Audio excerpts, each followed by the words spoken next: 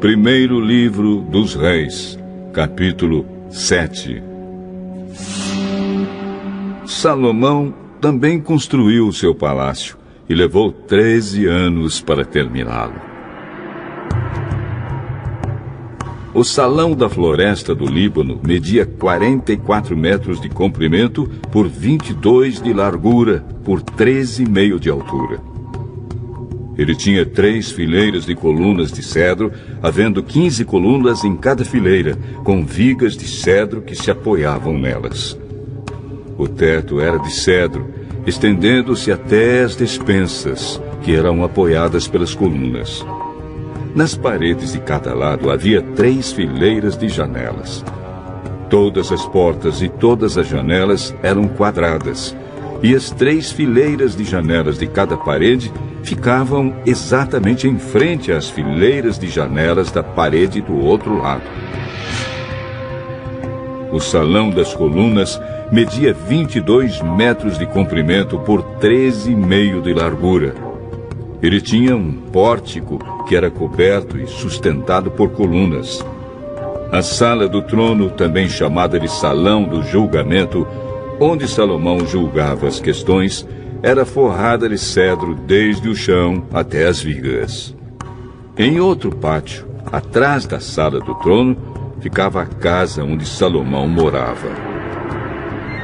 A construção era do mesmo estilo das outras. Salomão também fez uma casa do mesmo tipo para sua esposa, a filha do rei do Egito. Todas essas construções e também o grande pátio foram feitos de pedras escolhidas, desde os alicerces até a beira do telhado. As pedras foram preparadas na pedreira e cortadas sob medida, sendo os lados de dentro e de fora cortados com serras. Os alicerces foram feitos com pedras grandes preparadas na pedreira. Algumas tinham 3,5 metros de comprimento e outras 4,5 metros de comprimento. Por cima delas foram colocadas pedras caras, cortadas sob medida, e vigas de cedro. O pátio do palácio, o pátio interno do templo e a sala de entrada do templo tinham paredes feitas com uma carreira de vigas de cedro para cada 3 carreiras de pedras cortadas. O rei Salomão mandou buscar um homem chamado Hurã, um artífice que morava na cidade de Tiro e que era especialista em trabalhos de bronze. O seu pai, que já havia morrido, era de Tiro e também havia sido artífice especializado em bronze.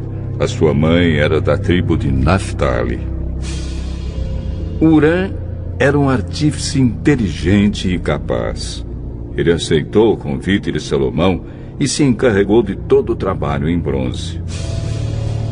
Hurã fundiu 2 colunas de bronze, cada uma com 8 metros de altura e 1,70 metro de diâmetro, e as colocou na entrada do templo. Ele fez também 2 remates de coluna, cada um com 2,20 metros de altura, para serem colocados no alto das colunas. O alto de cada coluna era enfeitado com um desenho de correntes entrelaçadas e 2 carreiras de romãs feitas de bronze. Os remates das colunas tinham o formato de lírios, mediam 1,80 metro de altura e foram colocados numa parte redonda que ficava por cima do desenho de correntes. Em cada remate de coluna havia 200 romãs de bronze, colocadas em 2 carreiras. Hurã colocou essas 2 colunas de bronze na frente da entrada do templo. A que ficava no lado sul se chamava Jaquim, e a que ficava no lado norte se chamava Boaz. Os remates das colunas em forma de lírios, feitos de bronze, estavam no alto das colunas. E assim foi terminado o trabalho das colunas. Hurã fez um tanque redondo de bronze com 2,20 metros de profundidade, 4,40 metros de diâmetro e 13,20 metros de circunferência. Ao redor da borda de fora do tanque havia 2 carreiras de cabaças de bronze que haviam sido fundidas todas em uma só peça junto com o tanque. O tanque se apoiava sobre as costas de 12 touros de bronze que olhavam para fora. 3 olhavam para o norte, 3 olhavam para o oeste, 3 olhavam para o sul e 3 olhavam para o leste. A grossura das paredes do tanque era de 4 dedos. A sua borda era como a borda de um copo, curvando-se para fora como as pétalas de um lírio. A capacidade do tanque era de mais ou menos 40.000 litros. Huram fez também 10 carretas de bronze. Cada uma media 1,80 m de comprimento, 1,80 m de largura e 1,30 m de altura. Elas foram feitas de painéis quadrados que eram montados em molduras. Nesses painéis havia figuras de leões, touros e querubins. E nas molduras acima e abaixo dos leões e dos touros havia desenhos de espirais em relevo. Cada carreta tinha 4 rodas de bronze com eixos de bronze. Nos 4 cantos havia apoios de bronze para uma bacia. Os apoios eram enfeitados com figuras de espirais em relevo. No alto havia uma guarnição redonda para a bacia. Essa guarnição passava 45 centímetros para cima do alto da carreta e 18 centímetros para baixo, para dentro dela. Ao redor dela havia entalhes. As rodas tinham 67 centímetros de altura. Elas ficavam debaixo dos painéis e os eixos eram feitos em uma só peça com as carretas. As rodas eram como as rodas de uma carruagem. Os seus eixos, bordas, raios e os seus cubos eram todos de bronze. Havia 4 apoios nos cantos, debaixo de cada carreta, os quais formavam uma só peça com a carreta.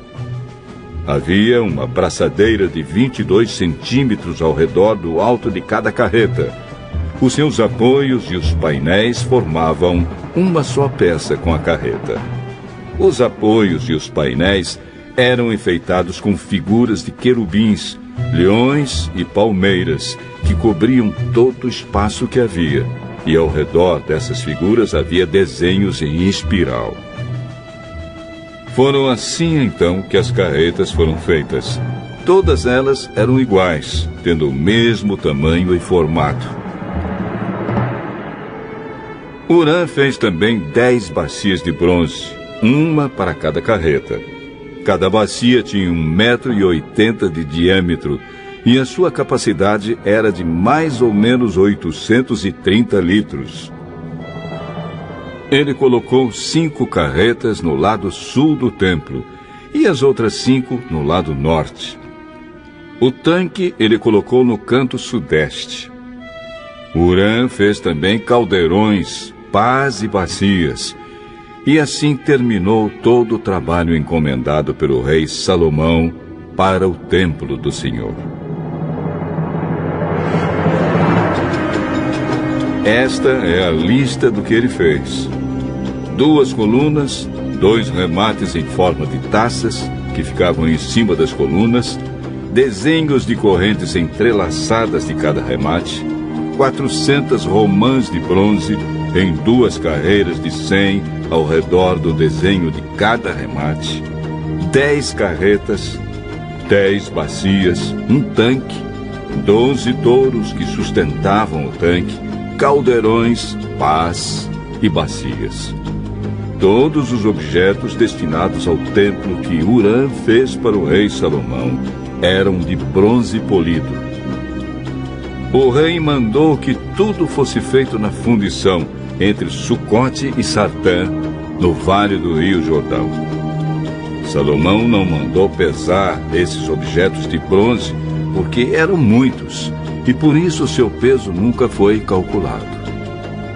Salomão também mandou fazer para o templo os seguintes objetos de ouro: o altar, a mesa para os pães oferecidos a Deus, os 10 castiçais que ficavam em frente ao lugar santíssimo, 5 no lado sul e 5 no lado norte, as flores, as lamparinas e as tenazes, as taças, as tesouras de cortar pavios de lamparinas, as bacias, os pratos para o incenso e os braseiros, as dobradiças para as portas do lugar santíssimo e para as portas do templo que davam para fora.